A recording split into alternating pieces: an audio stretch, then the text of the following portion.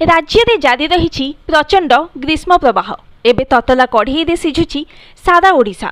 राति 9 पाहुणु आरंभ हो गलानी गुळुगुळी। सकाळ 7टा बेलू दिन 11टा परी गरम अनुभूत होउछि।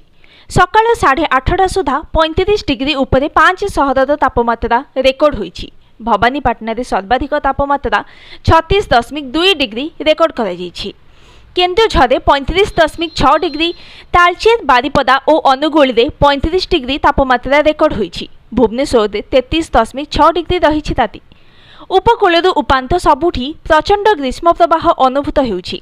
आज 2 दिन हिटवेव नहीं रेड वार्निंग जारी करिछि पाणीपाग विभाग।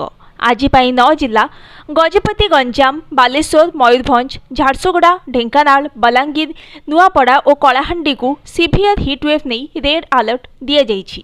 सेहीपरि आसंता काली 15 जिला को रेड और 14 जिला को